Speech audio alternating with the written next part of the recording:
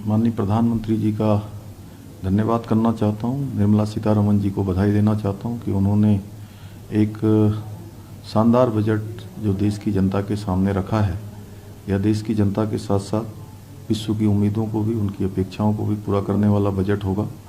यह बजट आम जनता का बजट है। 130 करोड़ भारतवासियों के लक्ष्य को पूरा करने वाला विजन इस बजट में साफ दिखाई देता है। गरीबों का बजट है। इसके साथ साथ नए भारत का संकल्प भी इस बजट में दिखाई देता है। जहां हम 2014 से आज तक की यात्रा का अगर हम ठीक प्रकार से उसका चित्रण करें तो यह बजट प्रति व्यक्ति आय भी दुगना कर रहा है। इन सालों में प्रति व्यक्ति की आय दुगनी हुई है। भारत की अर्थव्यवस्था 10वें नंबर से आज 5वें नंबर की अर्थव्यवस्था बनी है। इस बजट में जहां मध्यम वर्ग के लोगों की विशेष रूप से चिंता की हुई है, हमारे जनजातीय वर्ग के लोगों की 38,000 शिक्षकों की एकलव्य विद्यालयों में भर्ती का प्रावधान इसमें किया गया है, जो निश्चित रूप से रोजगार सृजन के साथ साथ शिक्षा के और जनजातीय विकास के क्षेत्रों की संभावनाओं को भी बढ़ाने वाला बजट होगा। इसके साथ साथ यह बजट सभी के लिए मैं कहूँगा कि सर्वस्पर्शी भी है और सर्वग्राही भी है। यह बजट भारत के गरीब लोगों को समर्पित है और एक भारत श्रेष्ठ भारत जो कल्पना माननीय प्रधानमंत्री जी की है, उस कल्पना को साकार करने वाला बजट है। यह बजट सबका साथ, सबका विकास, सबका प्रयास और सबका साथ सबका प्रयास सबको लेकर चलने वाला बजट है।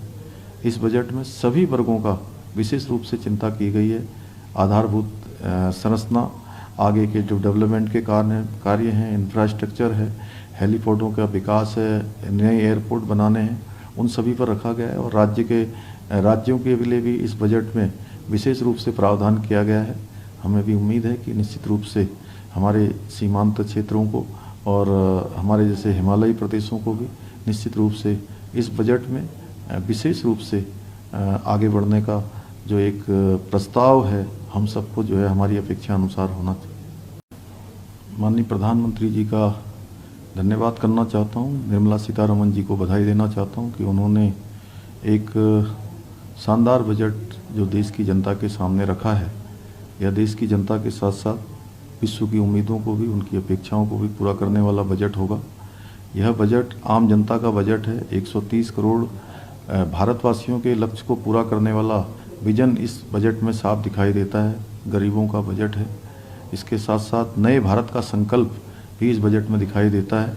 जहां हम 2014 से आज तक की यात्रा का अगर हम ठीक प्रकार से उसका चित्रण करें तो यह बजट प्रति व्यक्ति आय भी दुगना कर रहा है। इन सालों में प्रति व्यक्ति की आय दुगनी हुई है। भारत की अर्थव्यवस्था 10वें नंबर से आज 5वें नंबर की अर्थव्यवस्था बनी है। इस बजट में जहां मध्यम वर्ग के लोगों की विशेष रूप से चिंता की हुई है, हमारे जनजातीय वर्ग के लोगों की 38,000 शिक्षकों की एकलव्य विद्यालयों में भर्ती का प्रावधान इसमें किया गया है, जो निश्चित रूप से रोजगार सृजन के साथ साथ शिक्षा के और जनजातीय विकास के क्षेत्रों की संभावनाओं को भी बढ़ाने वाला बजट होगा। इसके साथ साथ यह बजट सभी के लिए मैं कहूँगा कि सर्वस्पर्शी भी है और सर्वग्राही भी है। यह बजट भारत के गरीब लोगों को समर्पित है और एक भारत श्रेष्ठ भारत जो कल्पना माननीय प्रधानमंत्री जी की है, उस कल्पना को साकार करने वाला बजट है। यह बजट सबका साथ, सबका विकास, सबका प्रयास और सबका साथ सबका प्रयास सबको लेकर चलने वाला बजट है। इस बजट में सभी वर्गों का विशेष रूप से चिंता की गई है। आधारभूत संरचना, आगे के जो डेवलपमेंट के कार्य हैं, इंफ्रास्ट्रक्चर है, हेलीपोर्टों का विकास है, नए एयरपोर्ट बनाने हैं, उन सभी पर रखा गया है। और राज्यों के लिए भी इस बजट में विशेष रूप से प्रावधान किया गया है। हमें भी उम्मीद है कि निश्चित रूप से हमारे सीमांत क्षेत्रों को और हमारे जैसे हिमालयी प्रदेशों को भी निश्चित रूप से इस बजट में विशेष रूप से आगे बढ़ने का जो एक प्रस्ताव है, हम सबको जो है हमारी अपेक्षा अनुसार होना चाहिए।